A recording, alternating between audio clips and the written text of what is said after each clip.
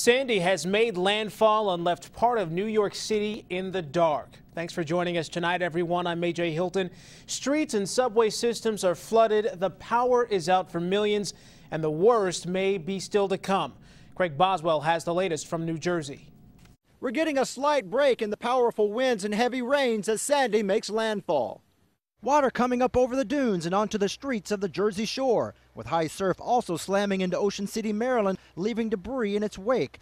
More than 50 million people are in Sandy's path, with extended power and transportation outages expected for residents all over the Northeast corridor.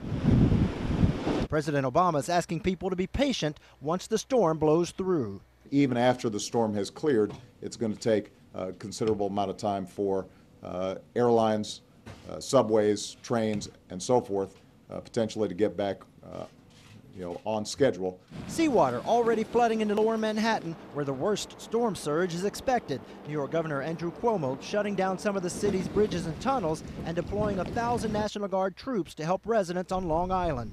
As the issue becomes more and more the coastal surge, Long Island becomes more and more vulnerable. New York City suffering some early damage due to Sandy's wrath, with a construction crane partially collapsing and perilously dangling over a midtown Manhattan street. Despite the danger, some are ignoring warnings to stay inside or evacuate. I've never seen anything like this before in my life, so hopefully we'll be okay. Sandy is also expected to combine with 2 other storms, dumping up to 3 feet of snow in the mountains of West Virginia. In Absecon, New Jersey, Craig Boswell, Fox News. And as you just saw, New York City is getting pummeled by this storm.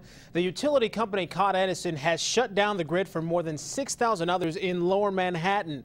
Officials say they had to pull the plug because the storm surge threatened to flood the underground electrical delivery system. And take a look at this. Winds from the post-tropical storm being blamed for the partial collapse of a building storefront in Manhattan. Part of the facade of this 4-story building in the West Village, it came down around 6:30. Rooms, as you can see, they were exposed, but luckily there were no injuries reported. There are reports of cars being strewn in the street. Firefighters did help some residents to the safety of the building.